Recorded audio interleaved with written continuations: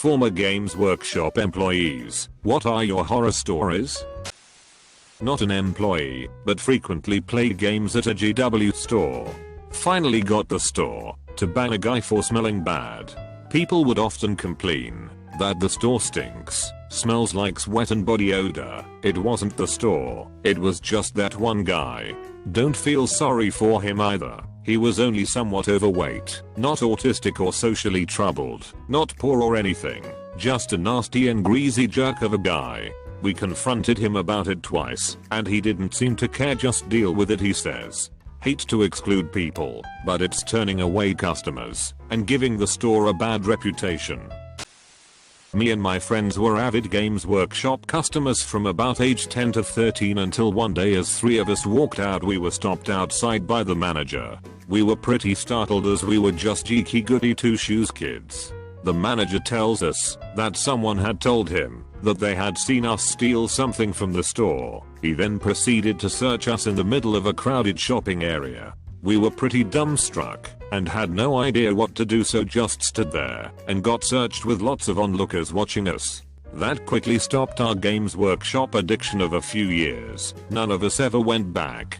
This was the very late 80s, and when I say hundreds of pounds, including birthdays, Christmases, we probably spent close to or over 1,000 between us. If you watched Stranger Things, we were like those kids in the very first episode when they were playing D&D. I think I was about 13, maybe 14 at the oldest. I discovered girls at 14 and don't remember my Games Workshop phase overlapping into this. You want a true Games Workshop horror story? As a small boy, 21 years of age, I ventured into a Games Workshop with a few friends and they happened to be doing figurine painting. So I gave it a go and painted a Hobbit figurine. Some point after this was done, we were talking to one of the employees and I happened to mention that I had painted the cape badly, to which the employee responded, "It's a cloak actually." I know I was wrong.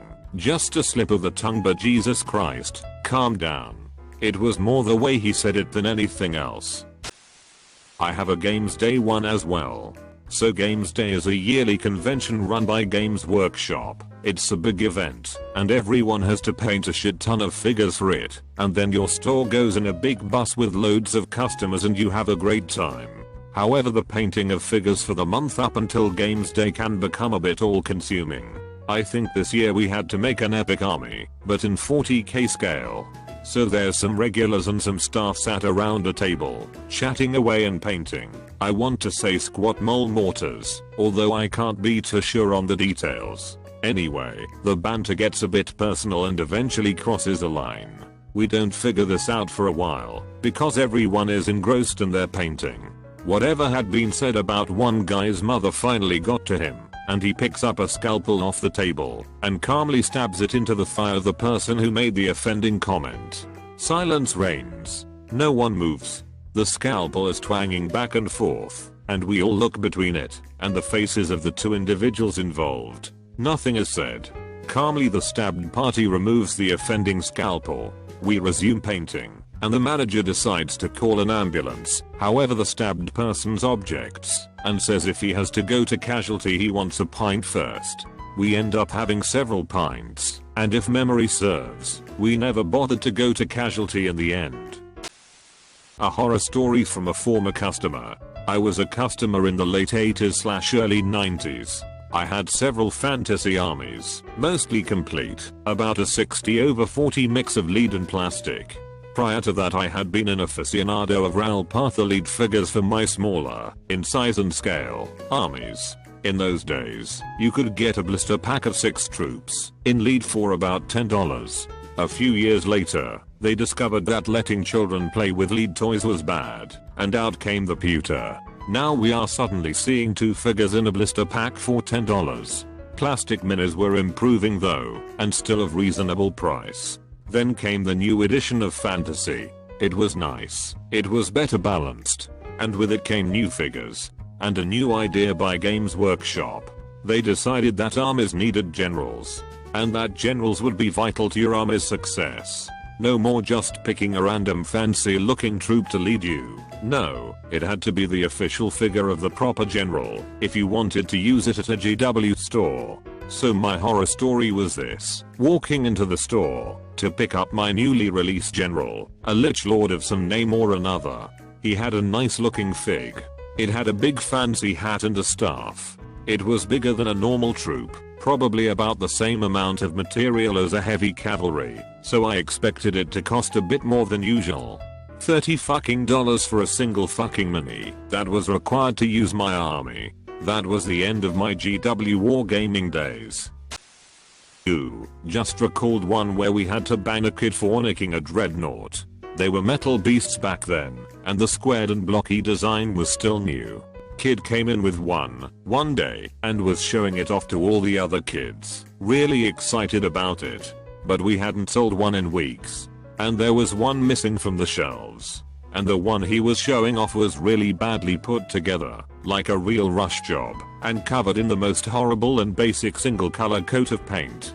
He was trying to say he'd got it ages ago, but had never mentioned it previously, something like those were always the pride of anyone's collection, and was now suddenly really excited to have one. Eventually he caved and admitted he had taken it. Month-long ban straight away. Have seen and heard my fair share. The parent pointing out the emperor's children to file a label in the store's cabinet. Try sounding it out without knowledge. There is a faction called Emperor's Children. The legend of the kid known only as Jordan. This happened before I started frequenting this store, but I was told the tale and saw the evidence on the path outside the store, which may still be there. So this kid gets dared to drink an entire pot of enchanted blue paint, which he does so enthusiastically, and eventually the inevitable happens. Jordan says, "I don't feel so good." Runs outside the store and baths up some bright blue vomit for the world to see. The kid called Steve. Now Steve kinda had a bit of a temper problem and maybe wasn't all there. I went to school with him too. He would frequently lose games and or misinterpret rules, and get very angry to the point of smashing his own models. This would get him banned from the store. Now this store had quite a high turnover of staff, so Steve would wait for a new staffer to appear, wander in and ask them what day their games night was. Staffer invites him to, and the whole process begins again. Maybe this guy was smarter than he let on. The staff member who was caught wanking over dwarf troll slayers in the back. A guy known as Stress John, so named as he always looked on edge, like you wouldn't be surprised to see him in a clock tower with a sniper rifle one day. Now one day John had just finished a game against his opponent, and said opponent, who was like twice the size of him, either through malice or carelessness, drops the lid of his case on John's army. John proceeds to attempt to beat the living shit out of this other guy. A guy known as Dogshit Dave, who was asked straight up by the staff one day if he'd been bathing in sewage. All I can remember for now. Some others might come back to the forefront of my memory a bit later. Not many horror stories, but as a part-timer back in the 90s I only got paid £2 an hour. Still, I'd probably have just hung out there and not get paid if I didn't have a job. My favorite was the area manager going to visit a nearby store, and some kid walking down the road with a newly released Army's boxed set, retailed at over £100. The manager says to the kid as he passes by, "You just nick that then?" as a bit of a joke, and the kid says yeah and smiles. The manager then walks into the store and congratulates them on the sale, to which they realize that the kid has just walked into the store, picked it up, and walked out with it, and no noticed. Every store in the area had to store them behind the counter from then on. Obligatory, not an employee, but I know a few. This was early zeros. One guy worked a major store for years. The same young kid came in with his mom every week for months, and bought some Space Marines. Never a lot, but a tactical squad here, a dreadnought there. Since he was effectively a regular, and hey, nag factor sells boxes, staffer tries to engage with him and mum a lot. "Your army must be getting pretty big now. How many points are you doing?" "Just 2,000. Confucianer's kid has bought way over 2,000 points of Marines. Stuff keeps dying. And then it hit the guy. No word of a lie. The kid thought that when something died in the game you had to throw it away. Also, the usual non-horror tales of how staff discount used to be 10,000 point or metal igamis with every squad in chimeras for £100 etc. I had a friend who worked at one in Toronto. He said Robin Williams came into the store one day in a hurry. My friend said he was jittery and couldn't slow down enough to actually look around the store.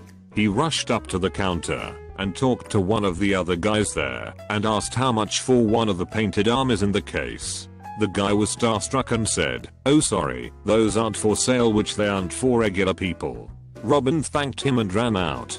Later he told the manager this amazing story. The manager was livid that he didn't sell Robin Williams a full painted army for a few $1,000s. My old store manager and one of the other employees had been out in town drinking. They decided to let themselves into the store in order to call a cab home or just have somewhere warm to eat their kebab. I can't remember which. At some point they got into some light-hearted drunken tussle when suddenly the manager was body slammed by someone who had come into the store. He was ex-army and a big lad, so quickly pushed off the intruder, slammed him onto a gaming table, grabbed him by his tie, was wearing one, and raised his fist ready to twat him.